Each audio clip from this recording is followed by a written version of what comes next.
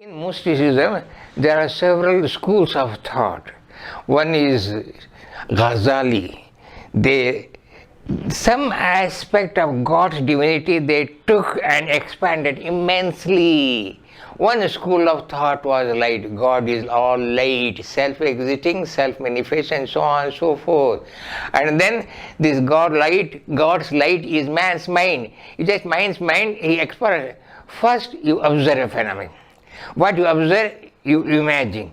When you imagine, you analyze, you synthesize. After you analyze, you synthesize, you form a general law. There are all stages which happens because of the teaching in Quran. They made the teachings of Quran a basic things.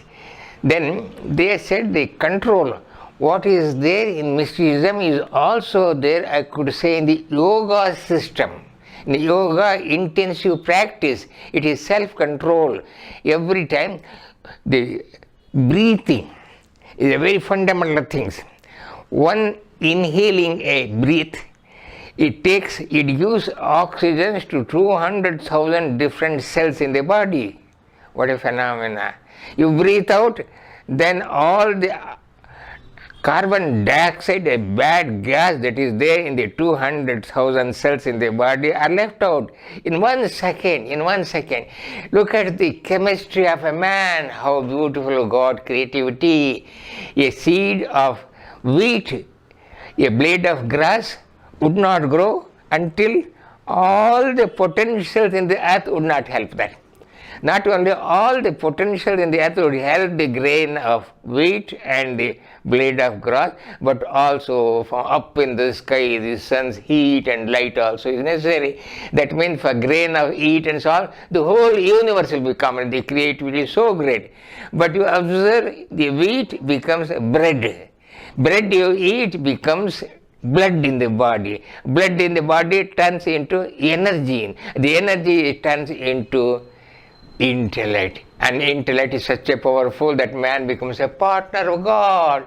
Therefore, one must believe in the intuitive power, the laws, the spiritual power, intuitive power. In a second, see this brain power, even physical example I could give you. For a long time we were seeing that an apple would fall down, not go up into the sky but come down to the earth.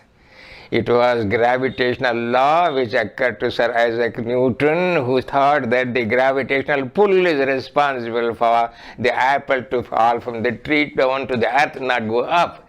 But it was a brain wave. But a few scientists went to the other side. Isaac Newton removed God from the physical world. Darwin removed God from the biological world. Edmund Freud removed God from the psychological world, and then Karl Marx removed God from the physical world. But the Sufis restored God on the pedestal of God. Later on they made even the scientists accept there is the existence of God. All creativity proves the existence of a creator. All movement proves the existence of a mover. All design proves the existence of a designer. All effort proves the existence of a cause. And all perfection proves the existence of a perfect being. This is a kind of philosophy. But the Western countries in the physical, in the rational way, went to the extent of science. A man, a philosopher, a thinker in France is called Proudhon. He went to the extent of saying that the first duty of every civilized man is to chase the idea of God incessantly from mind and conscience. We reach to the reason and power and creativity through spontaneous impulsive spontaneity. But all that is not true.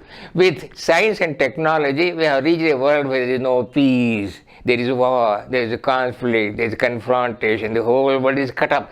Man's blood, man's life has become so cheap. In order to buy a kg of tomato, you have to pay 50 paisa. But to buy a bullet to kill a man needs nothing at all. In the whole world, when there is so much of havoc and devastation and frustration and killing and hatred and jealousy, it is Sufism alone which could be a remedy in order to bring about a man.